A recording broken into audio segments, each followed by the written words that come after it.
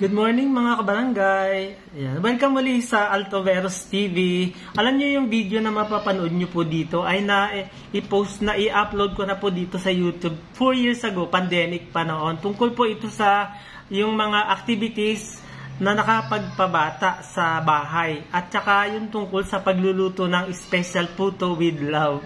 Kaya lang nakita ni YouTube na merong mga restrictions sa violation ng copyright. Kaya't ang sabi niya, nakatanggap ako ng email na i-edit ko daw. Kasi hindi daw yun mamomonetize. Nagulat nga ako kasi baka i-monetize na ako. Kaya in-edit ko. I-repost ko ulit. Sana panoorin po ninyo.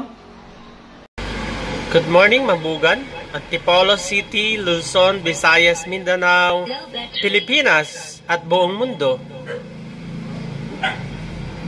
Mga kabarangay, isa po ito sa mga activities na aking ginagawa kapag nandito ako sa bahay.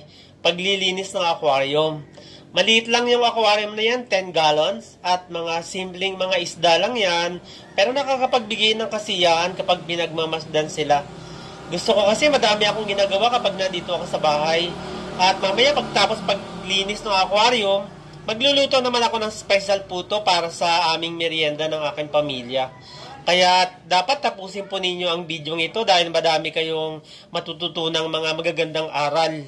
Bukod sa aral na paano na i-enjoy ang buhay, katulad ko na sa edad na 67 ay binabaliwala ko lang yung edad kasi nag-enjoy ako sa mga ginagawa ko sa buhay. Kaya huwag kalimutang mag-like muna at mag-subscribe na sa Altoveros TV.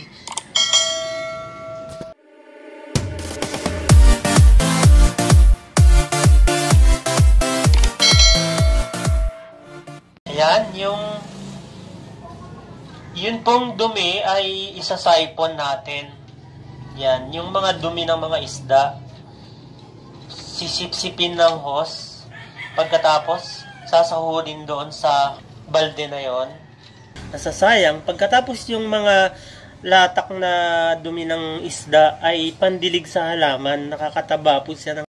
Yung dumi na nakuha natin sa aquarium, yung ididilig lang natin dyan sa mga ordinaryong mga halaman na nakalagay sa bintana para tumaba siya. Guys, pagkatapos na malinisan ko yung aquarium, nandito naman ngayon ako sa kitchen. Magluluto ako ng special puto, merienda namin ng wife ko. Katatapos niya lang maglaban ng aking damit. Kasi araw-araw akong maalis, nagtuturo kasi ako ng alternative learning system sa barangay. Pag linggo naman, nasa church ako, kaya't yung damit, sa labas pa lang, hinuhubad ko na.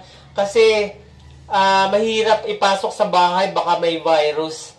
Kaya kailangan mag-ingat tayo ngayong pandemic. Para makagawa tayo ng special puto dito sa isang medyo malaki, tapos mas maliit, at isang nasalyanera. We need 5 cups ng all-purpose flour.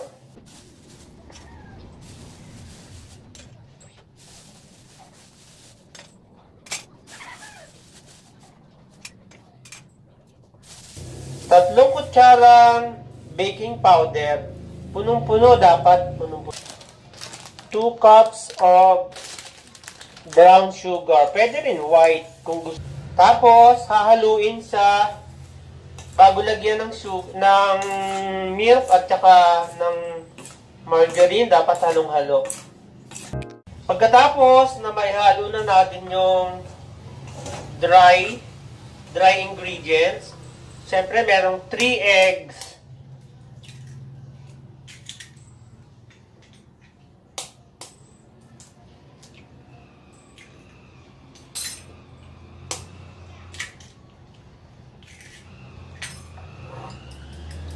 Margarine.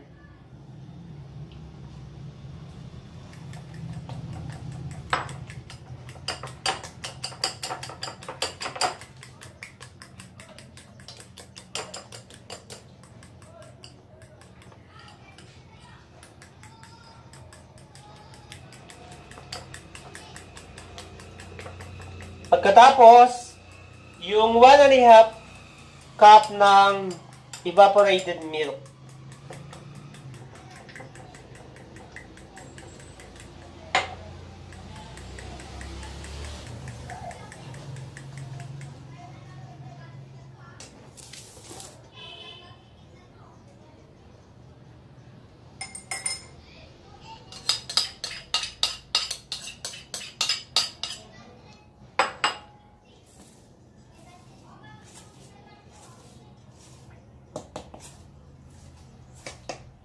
At water. 1 cup of water.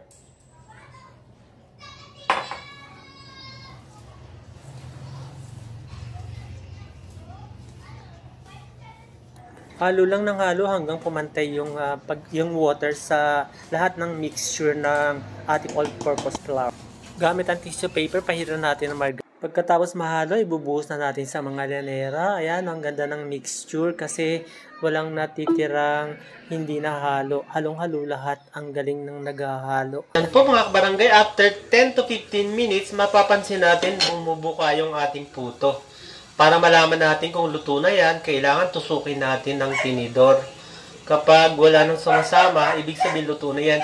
Ngayon, hindi pa siya luto kasi medyo basa pa yung gitna. Kaya hayaan natin siyang maluto. Yan po mga kabarangay, after 15 minutes, wala nang sumasama. Ibig sabihin, tuyo na siya sa loob. Ibig sabihin, luto na yung ating puto. Ayan, nilagyan ko ng plato sa ibabaw ng steamer kasi babaliktadin natin yan para matanggal natin yung lanera at matanggal natin yung laman na puto. Pagkatapos, tusok-tusokin natin yung gilid ng tinidor para humiwalay siya dun sa lanera. At pagkatapos, ilalagay na natin sa plato. Ayan na yung ating napakagandang puto. Hiwa-hiway na natin at takam-takam na ako. Ang sarap na tingnan, oh. Amoy pa lang. Ayan mga kabarangay, luto na yung ating special puto. Mukbang na tayo. Pero pray muna tayo. Maraming salamat Panginoon sa biyaya mo na ipinagkaloob sa amin. Gawin mo po itong pagpapala sa bawat isa. In Jesus' name, Amen.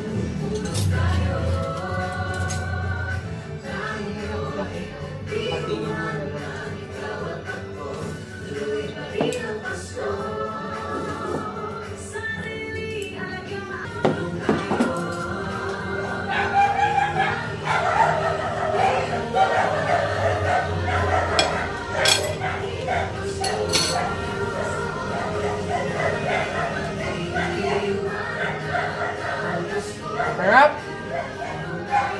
Kain tayo!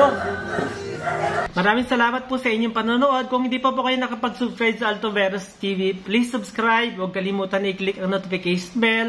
Pwede mag-like, mag-comment. Pwede rin po i-share. Pwede pakipanood na rin po yung mga nauna kong mga in-upload na video. Cook Gatang Tilapia. Tungkol naman ito sa pagluluto ng ginataang tilapia na mayroong mustasa at tsaka petsay. Napakasarap. At isa pang video na tungkol naman sa tokwa murang ulam. God bless everyone.